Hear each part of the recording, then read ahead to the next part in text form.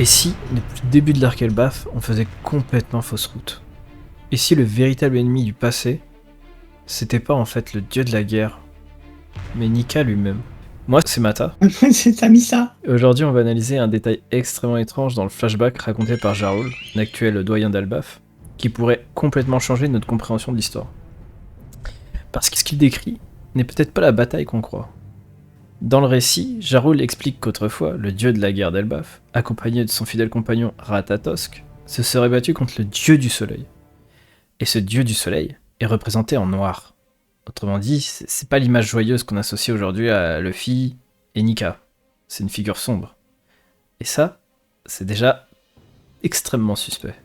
À ce moment-là, l'histoire semble poser une intrigue assez classique. On pense immédiatement que dans l'arc Elbaf, Loki, avec le dragon Nidhogg, son pouvoir, va entrer en conflit avec Luffy. Bref, les confrontations classiques, Nika versus Loki. Mais il y a un problème. Il y a un petit détail assez petit, minuscule, mais énorme, qui est sorti dans le dernier chapitre.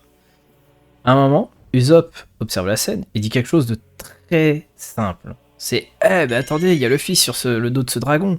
Donc le dragon, en fait, c'est un allié. » Et là, il y a quelque chose d'extrêmement subtil, c'est un peu la méthode Oda. Il essaye de nous piéger. Depuis le début, nous, en tant que lecteurs, on interprète tout à l'envers, en fait. Le vrai twist, c'est que c'est Nika, en fait, l'ennemi.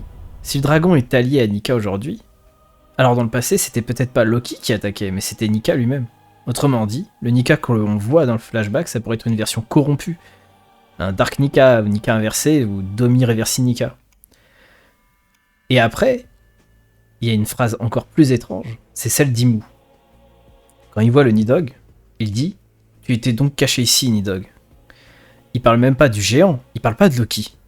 Il parle pas du possesseur du pouvoir, il parle du pouvoir lui-même. Pourquoi?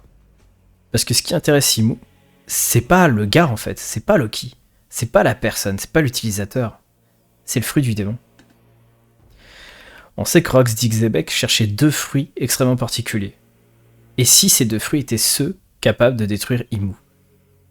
Capables de dominer le monde, d'avoir le monde.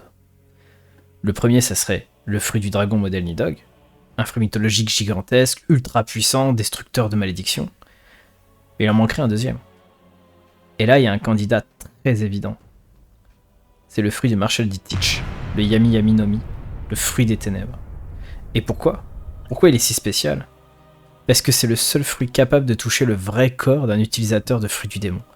Autrement dit, il ignore l'intangibilité, il annule les pouvoirs, et il atteint l'essence même de l'être qui possède le fruit du démon.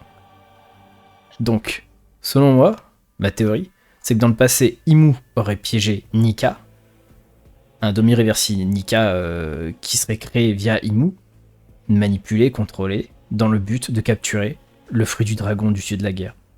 Mais il y a quelque chose qui a mal tourné. On sait très bien que le dieu de la guerre n'a pas perdu ce combat, puisque Jarul dit justement que Ratatosk se serait aurait fusionné avec Ragnir après la mort du dieu de la guerre. Après, ce qu'il faut savoir, c'est que Ratatosk, enfin Ragnir, son objectif c'est de protéger ce fruit. Il protégeait le fruit du dragon. Pourquoi? Pour l'empêcher de tomber entre les mains d'Imu. Ragnir, c'était le gardien de ce fruit. En vrai, ce qu'il faut comprendre, c'est que à l'époque, le vrai danger d'Imu, ça n'a jamais été réellement Nika en fait. Nika, ça n'a jamais été l'antagoniste de Imu. C'est là qu'on le comprend en fait. Il a déjà réussi à plier Nika. Mais la plus grande menace pour Imu, à l'époque, c'était Joy Boy. C'était l'être humain derrière le fruit du démon. Tout l'inverse. Parce qu'il avait un ki des rois, mais totalement baisé quoi. C'était une surpuissance. Donc dans la bataille finale contre Imu, les seuls fruits qui feront la différence, c'est le fruit du dragon modèle Nidhogg et le fruit des ténèbres de Teach.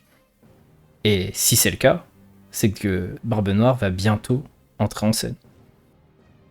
Eh bien, je suis d'accord avec toi concernant l'inquiétude de Imu, parce que clairement, Xebec, on le sait maintenant, il voulait vraiment faire la peau de Imu. Imu, c'est la plus grande menace actuelle, et j'ai envie de dire même la plus grande menace passée également.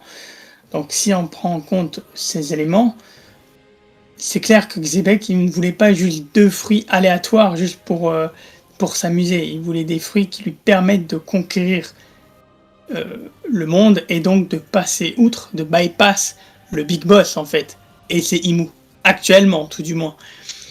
Donc ouais, c'est évident que Nidhogg est beaucoup trop puissant pour être ignoré. Donc à mon avis, de par la taille, la puissance, etc. Et d'ailleurs, le fait que Xebec le mentionne directement, on sait que Nidhogg a le pouvoir de tout simplement de détrôner Imu. Le deuxième fruit, évidemment, c'est Barbe Noire. On le sait. Franchement, tu l'as très bien résumé. Barbe Noire et son pouvoir des ténèbres, mais c'est un cheat code contre tout utilisateur de fruits du démon, en fait. Donc ouais, moi je suis totalement d'accord avec toi. Là, tout ce qui manque maintenant, c'est l'arrivée justement de Teach, peut-être dans l'arc d'Elbaf carrément. Là, on s'attend tous à voir un chevalier divin apparaître, Shamrock en particulier, entre autres, ou même Shanks, mais pourquoi pas Teach? Tout simplement, Teach qui arrive, et qui met fin à Imu sur l'île d'Elbaf, quoi. Bon, après, on va pas se leurrer, il mettra jamais fin à Imu sur cette île. Faudra qu'ils aillent tous justement à Marijoa. Et ça pourrait même être la prochaine escale des Mugiwara, en fait.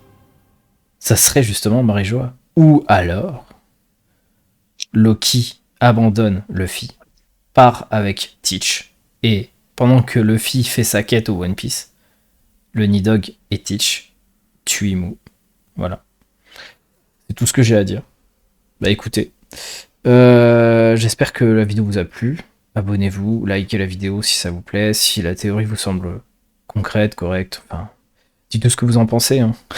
C'était Mata. Et moi, votre Samosa, même si aujourd'hui j'étais assez discret. Ciao. Ciao.